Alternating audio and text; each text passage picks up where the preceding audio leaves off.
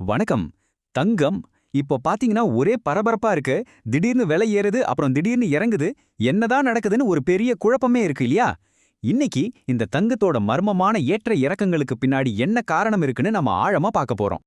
சமீபத்துல, அதாவது போன மாசம் அக்டோபர்ல தங்கம் விலை வரலாறு காணாத ஒரு உச்சத்தை தொட்டுச்சு. சொல்லப்போனா முதலீட்டாளர்கள் எல்லாம் ஒரே கொண்டாட்டத்துல இருந்தாங்க. ஆனா அந்த சந்தோஷம் ரொம்ப நாள் நீடிக்கல. திடீர்னு பார்த்தா விலை சரிய ஆரம்பிச்சது. அப்போதான் நிறைய பேருக்கு மனசுல ஒரு கேள்வி. அடடா, நல்ல வாய்ப்பை தவற விட்டுட்டோமா இல்ல நல்ல வேலை தப்பிச்சோமான்னு ஒரு பெரிய குழப்பம். சரி, இந்த தங்க புதிரை விடுவிக்க நாம ஒரு 3 முக்கியமான கேள்விகளுக்கு பதில் தேட போறோம். நிபுணர்களோட ஆய்வுகளை வச்சு தான் இதை நாம பார்க்க போறோம். ஓகே, முதல்ல நம்ம பார்க்க போறது முதல் பகுதிக்குள்ள போலாம். இந்த விலையேற்றத்துக்கு பின்னாடி இருக்கிற உண்மையான காரணம் என்ன? எது இதை இவ்ளோ வேகமா மேல கொண்டு போச்சு? ஒரு பெரிய காரணம், பொருளாதாரத்துல இப்ப அடிக்கடி பேசப்படுற ஒரு வார்த்தை, அதுதான் டாலரைசேஷன்.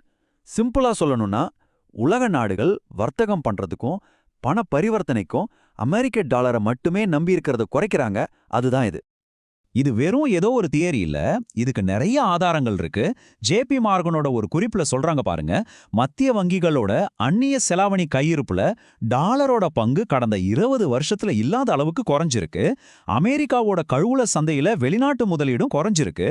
இது எல்லாத்தையும் விட முக்கியமா, எரிசக்தி வர்த்தகம் கூட இப்போ டாலர் இல்லாம மத்த கரன்சிகள்ல நடக்க ஆரம்பிச்சிருக்கு. இன்னொரு பக்கம் பாத்தீங்கன்னா, முதலீட்டாளர்கள் மனசுல ஒரு விதமான பயம் இருக்கு. இப்போ இருக்கிற ஸ்டாக் மார்க்கெட் சில பெரிய டெக் கம்பெனிகளை மட்டுமே நம்பி இருக்கு. இது கிட்டத்தட்ட 2000ல வந்த .com பப்புள் மாதிரி ஒரு ஏஐ பப்புலா இருக்குமோன்னு ஒரு பதட்டம். அதனால பாதுகாப்பான புகலிடத்தை தேடி தங்கத்து பக்கம் திரும்புறாங்க. அப்போ தங்கத்தை யார் தான் வாங்குறாங்க? 2 முக்கியமான குரூப்.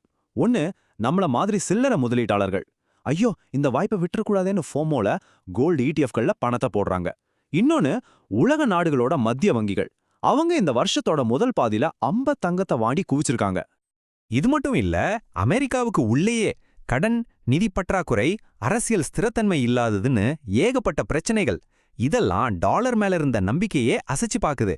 அதனாலயும் தங்கம் மேல கவனம் திரும்புது. பில்லியனர் சுரங்க தொழில் முனைவோர் ராபர்ட் ஃப்ரீட்லண்ட் சொல்ற மாதிரி, உலகத்துல நடக்கிற அரசியல் பதற்றங்கள் உலக பொருளாதாரத்தை சின்ன சின்ன துண்டுகளா உடைக்குது. இத பால்கனைசேஷன் சொல்றாங்க.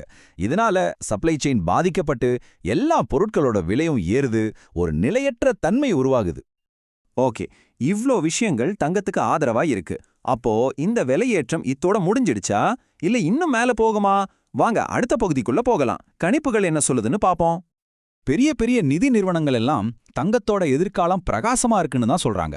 உதாரணத்துக்கு, கோல்ட்மேன் சாக்ஸ் 2026 டிசம்பர்ல தங்கம் $4900 வரைக்கும் போகும்னு கணிக்கிறாங்க.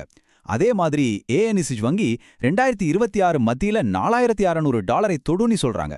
சோ இந்த ரேலிக்கு இன்னும் பவர் இருக்குன்னு பலரும் நம்புறாங்க. ஆனா இங்க ஒரு முக்கியமான விஷயத்தை நாம புரிஞ்சுக்கணும். டிஎஸ்பி மியூச்சுவல் ஃபண்ட் சொல்ற மாதிரி இந்த ஏற்றம் ஒரே நேர்கோட்டில் ராக்கெட் மாதிரி போகாது. நடுவுல கொஞ்சம் நிற்கும், விலை குறையும். இந்த மாதிரி சின்ன சின்ன சரிவுகள் வரும்போது தான் முதலீடு செய்ய நல்ல வாய்ப்புகள் கிடைக்குன்னு நிபுணர்கள் சொல்றாங்க.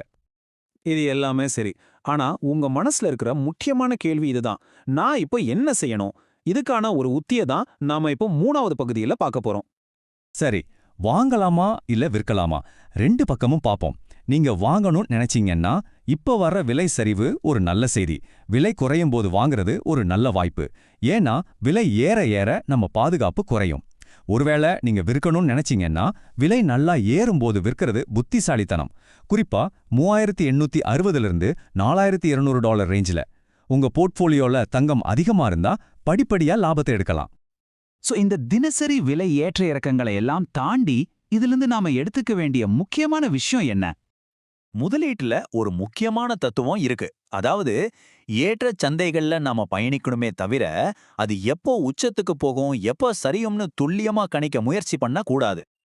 அதனால மார்க்கெட்டை டைம் பண்றதை விட்டுட்டு உங்க கவனம் எதுல இருக்கணும்னா, உங்களோட தனிப்பட்ட சொத்து ஒதுக்கீடுல தான்.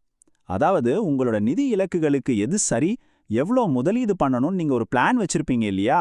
அதுதான் உங்களுக்கான உண்மையான வழிகாட்டி, உங்க துருவ நட்சத்திரம். அப்போ இந்த பகுப்பாய்வோட இறுதியில உங்களுக்கான ஒரு கேள்வி. உங்களோட சொத்து ஒதுக்கீடு தான் உங்க துருவ நட்சத்திரம்னு சொன்னோம்.